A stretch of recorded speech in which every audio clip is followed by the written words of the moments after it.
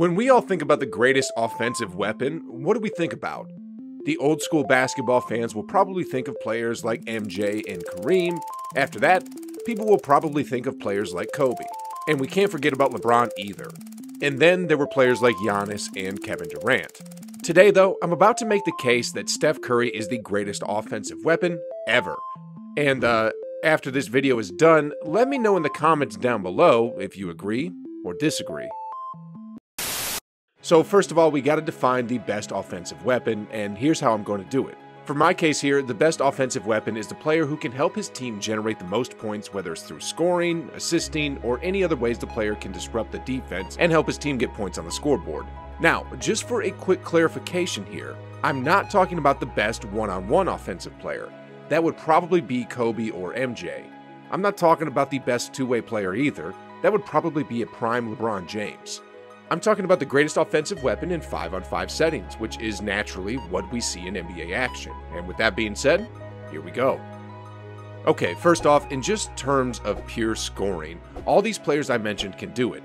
MJ had like 10 scoring titles, Kareem is the all-time leader in points scored, and LeBron is on pace to break that if he can stay healthy for just a little bit longer. KD is an unstoppable scoring machine, and Giannis, well, he dropped 50 to clinch his championship in 2021. Steph wouldn't have had much of an advantage here if we just compare scoring for scoring. Next off is assists. Curry is averaging almost 7 assists per game over the course of his career, which is pretty good. But it's not what would make a player the best offensive weapon ever. Third off here, I don't have any statistics to back this one up, so it's more anecdotal.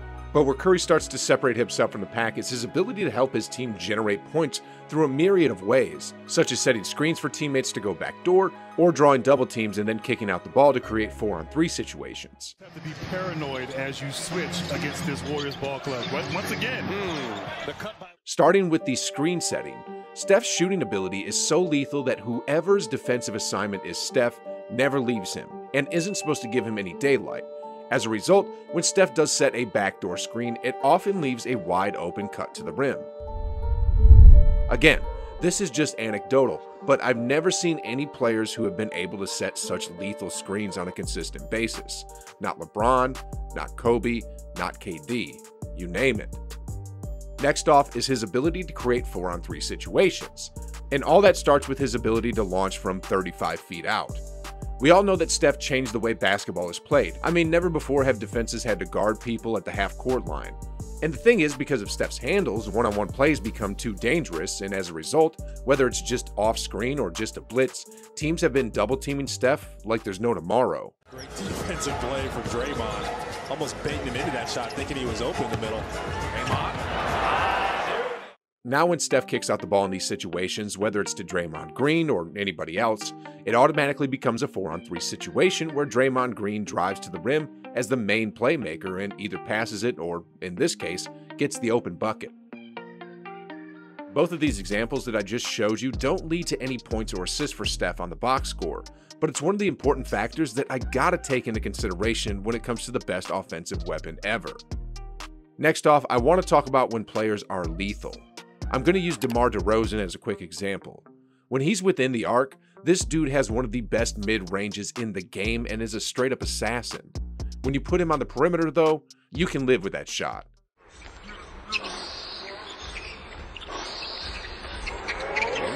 Giannis, when he's on the floor, if the defense isn't set, he'll overpower whatever is in front of him, and that usually leads to an emphatic jam at the basket.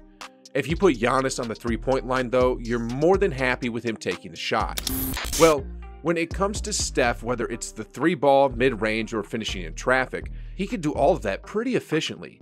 Sure, he doesn't have the post-up moves of DeRozan or the ability to finish strong above the rim like Giannis, but the truth is, he doesn't need them to do damage. And when it comes to the ability to score from anywhere, I don't think anyone here tops Kobe. The Black Mamba would take your head off from anywhere on the court. He's lethal when he has the ball from anywhere. I mean, just ask the 2006 Raptors. 6-point margin here.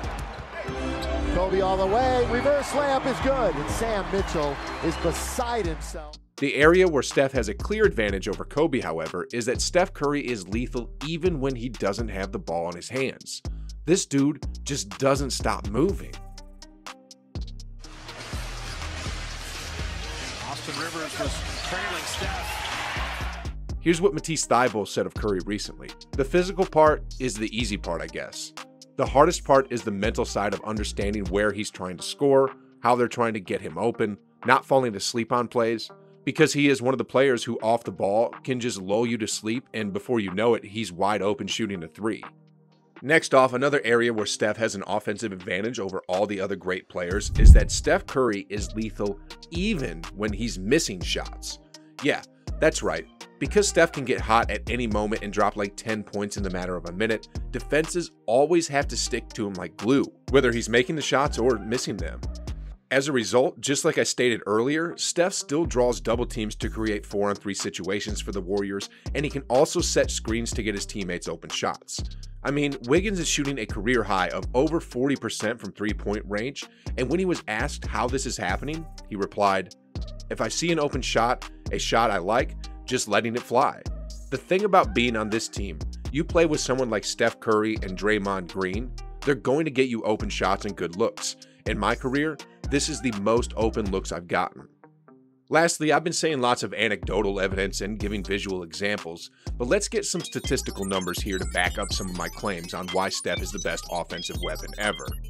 So, we know that just simple points and assists doesn't tell the whole story because of all the other stuff that Steph does, but isn't recorded. So, instead, I'm going to use the plus-minus offensive rating of Steph when he's both on the floor and off the floor, and I'll compare that with the other superstars.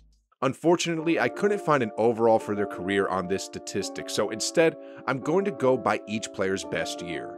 LeBron James in the 2013 season was part of the Heat team that went on that 27-game win streak. During that season, the Heat were a plus 13.2 when LeBron was on the court, minus 2.1 when he was off the court, so overall there was a 15.3 difference.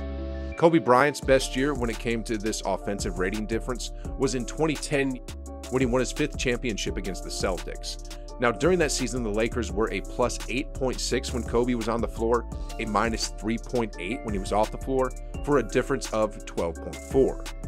For MJ, unfortunately, we don't have the stats of the 80s or the early 90s, but we do have it for 1997 when the Bulls beat the Jazz in the finals. So for that season, the Bulls were a plus 13.3 with Jordan on the floor, plus 5.4 when he was off the floor, for a difference of 7.9. We don't have any stats on Kareem Abdul-Jabbar, but let's use a prime Tim Duncan here. I mean, he's a legend himself. We'll use the 2005 season when the Spurs won the championship and where Duncan was the finals MVP. During that season, the Spurs were a plus 16.9 when he was on the floor, a minus 0.8 when he was off the floor, for a difference of 17.7. That's not bad. As for Durant, his best season was his first year with the Warriors, where the Dubs were a plus 15.8 with him on the floor, a plus 7.2 with him off the floor, for a difference of 8.6. Okay, now let's take a look at Steph Curry. And since we're using everybody's best season, I'm going to use Curry's unanimous MVP season. During that year, the Warriors were a plus 18 when Curry was on the floor, minus 4.6 when he was off the floor, for a difference of 22.6. And for the current season in 2021 and 2022, the Warriors currently have a plus 15.2 when he's on the floor, a minus 0.2 when he's off the floor, for a difference of 15.4, which is still higher than LeBron, Kobe, and Durant's best seasons. So whether he's scoring, assisting, or doing off-ball stuff to help out his team, whether or not he has or doesn't have the ball in his hands, and whether or not he's missing shots, I believe Curry is impacting the points generated by his team more than any other single player. And that's why I'd say he's the best offensive weapon the NBA has ever seen. So, do y'all agree or disagree? Let me know down in the comments below. I'm pretty excited to see what y'all are going to say. But on the same note, you gotta watch this video right here where I go over Curry's 10 biggest victims so far in the 2022 season. It's a pretty crazy video, and some of these guys got absolutely humiliated. Anyway, I don't want to spoil it for you right here. Click on the video, watch it, enjoy it, and like always, I'll be on the other side.